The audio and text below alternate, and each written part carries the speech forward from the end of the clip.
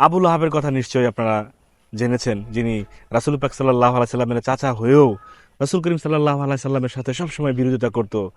সেই লাহাবের শেষ পরিণতি কি হয়েছিল? এই যে বদর যুদ্ধের পরেই এই লাহাবের শরীরে, আবুল লাহাবের শরীরে প্লেগ মহামারী রোগ ধরা পড়ে, তার গলায় ফোড়া হয় এবং তার শরীরে পচন ধরে, যেটাকে আমরা গুটি বসন্ত বলি। এই গুটি বসন্ত হয়ে তার শরীরে পচন ধরে, এক পর্যায়ে তার পরিবারের সব সদস্যরা তাকে ছেড়ে চলে যায় এবং সে মৃত্যুবরণ করে। এভাবেই মৃত্যুবরণ করার পর 3 দিন পর্যন্ত তার লাশ পড়ে থাকে।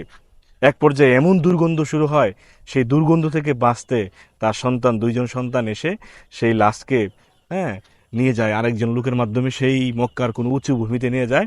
সেখানে গিয়ে লাঠি দিয়ে ঠেলা দিয়ে একটা গর্তে ফেলে দেয় এবং সেই গর্তে দূর থেকে পাথর নিক্ষেপ করে গর্ত ভরে দেয়, যাতে দুর্গন্ধ বের হতে না পারে।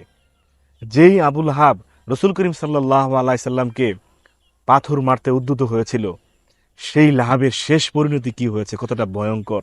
প্লেগ রোগে আক্রান্ত হয়ে, মহামারী হয়ে, গুটি বসন্ত হয়ে দুর্গন্ধ ছড়িয়েছে এবং সে সেই মক্কার দূরের কোনো উঁচু ভূমিতে গর্তের মধ্যে তাকে রাখা হয়েছে। ইসলামের যারা শত্রু, রসুল করিম সাল্লাহ আলাইসাল্লামের সাথে যারা বেয়াদবি করেছে, তাদের শেষ পরিণতি এমন ভয়াবহ হয়েছে। আল্লাহ পাক আমাদেরকে ইসলাম ধর্ম বোঝার এবং অনুধাবন করার তৌফিক দান করুন। আমিন।